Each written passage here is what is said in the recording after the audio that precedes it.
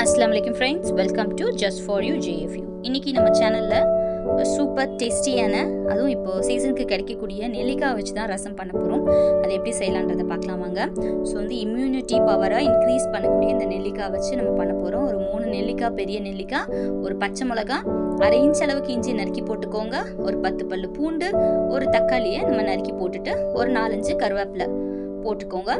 அது கூடவே 1 table spoon அளவுக்கு நம்ம பாசிப்பருப்பு போட்டுக்கிறோம்.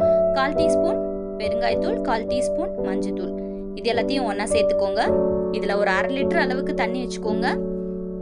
1/2 லிட்டர்லேருந்து 3/4 லிட்டர் அளவுக்கு தண்ணி வச்சு நம்ம குக்கரில் விசில் வச்சுக்கலாம். ஒரு 3 விசில் வச்சுக்கோங்க. உங்களுக்கு நெல்லிக்காய் உடஞ்சி வரும், அந்த அளவுக்கு குக் ஆகட்டும். இப்போ வானலில் நம்ம தட்கா ரெடி பண்ணிக்கலாம். ஆயில் போட்டுக்கோங்க. அதில் கடுகு போட்டிருக்கேன் நான். இப்போ வெந்துருச்சு. நம்ம பாசிப்பருப்பை கொஞ்சம் நல்லா மசிச்சு விட்டுடலாம் அதிலே. ஸோ இப்போ பார்த்தீங்கனாலே உங்களுக்கு சூப் மாதிரி தெரியும். அதில் கொஞ்சம் மிளகுத்தூள் 1/2 டீஸ்பூனும் ஜீரகத்தூள் 1/2 டீஸ்பூனும் சேர்த்துக்கோங்க. தேவையான அளவுக்கு உப்பும் இதில் நம்ம சேர்த்துட்டு நல்லா ஒரு வாட்டி மிக்ஸ் பண்ணி விட்டுக்கோங்க. நம்ம இப்போ தாளிப்பு ரெடி பண்ணிக்கிட்டு இருக்கோம். இப்போ கடுகு வெடிச்சிருச்சுன்னா அடுத்ததாக நம்ம இதில் காஞ்ச மிளகா 1 உடச்சி போட்டுக்க போகிறோம். கருவேப்பிலை ஆல்ரெடி போட்டிருக்கேன். வேணும்னா நீங்கள் ஒரு கொத்து கருவேப்பிலையும் இதில் போட்டிங்கன்னா இன்னும் மணமாக இருக்கும்.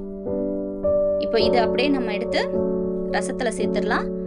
சேர்த்துட்டு கொஞ்சம் மல்லித்தலையும் அதில் நம்ம கட் பண்ணி நம்ம உள்ளே சேர்த்துக்கலாம்.